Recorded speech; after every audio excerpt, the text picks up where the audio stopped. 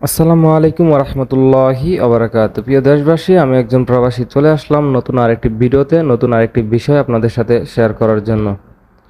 তো গাইজ, আজকে আমরা চলে আসলাম জান্নাতুল বাকিতে। জান্নাতুল বাকি যারা মদিনাতে আছেন অথবা যারা হজ উমরা করছেন তারা হয়তোবা চিনে থাকবেন। তো জান্নাতুল বাকি হচ্ছে এমন একটা জায়গা যা দুনিয়ার মধ্যে এক টুকরো জান্নাত। এই জান্নাতুল বাকিতে শায়িত আছে হাজারো সাহাবী। তো আজকে আমরা এই জান্নাতুল বাকির এর ভিতরের অংশটা দেখানোর চেষ্টা করব। তো অবশেষে আমরা জান্নাতুল বাকির গেট দিয়ে ভিতরে ঢুকে পড়লাম।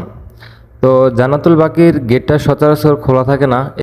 জানাজা নামাজের পর লাশের খাটিয়া ধরে জান্নাতুল বাকির ভিতরেই ঢুকতে হয়।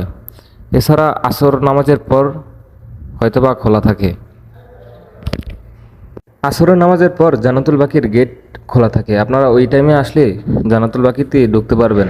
এছাড়া জুমার নামাজে অথবা যে কোনো নামাজে লাশের সাথে আপনারা আসতে পারবেন। তা আজকে আমরা জুমার নামাজের পর লাশের সাথে চলে আসলাম জান্নাতুল বাকির ভিতরে। তো প্রথম গেট দিয়ে আসার সময় অনেকগুলো কবর চোখের সামনে পড়লো। দেখেন এই দেশের সিস্টেমটা কীরকম। তো আমাদের দেশে হলে পুরা কবরটাই পাকা করা থাকতো, কিন্তু এদেশে কোনো কবর পাকা করা থাকে না। এদেশে একদম লেভেল থাকে। দেখেন এগুলা সাহাবীর কবর।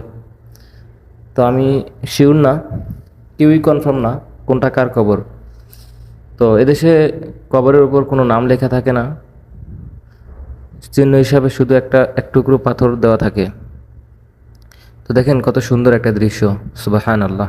এখানে আসলে মৃত্যুর ভয়টা অন্তরে চলে আসে, কলিজাটা একদম শীতল হয়ে যায়। তো আমরা সেই জান্নাতুল বাকিতেই চলে আসলাম। তো দেখেন কি সুন্দর দৃশ্য, মাশাল্লাহ। দুনিয়ার মধ্যে একটা জান্নাত। আমাদের দেশে আমি দেখে থাকি কবর পাকা করা হয়, কিন্তু এদেশে কবর পাকা করার কোনো সিস্টেম নাই। হাদিসেও কবর পাকা করার কোনো কবর পাকা করার জন্য কোনো কিছু বলা হয় নাই। তো বিষয়টা যারা দেখতেছেন তারা বাংলাদেশে বিষয়টা মানার চেষ্টা করবেন। তো যারা কবর পাকা করেন তারা এখন থেকে বিরত থাকবেন। যারা এখনও মক্কা মদিনা আসতে পারেন নাই তারা হয়তোবা জান্নাতুল বাকি দেখেন নাই। তো তাদের জন্য আজকের এই ভিডিওটি করা। তো যারা বাংলাদেশে আছেন, এটা হচ্ছে জান্নাতুল বাকি। তো জান্নাতুল বাকিতে আমরা লাশের সাথে চলে আসলাম। তো এই লাশটা এখানেই দাফন করা হবে। তো লাশের পিছে পিছে অনেকেই চলে আসতেছে।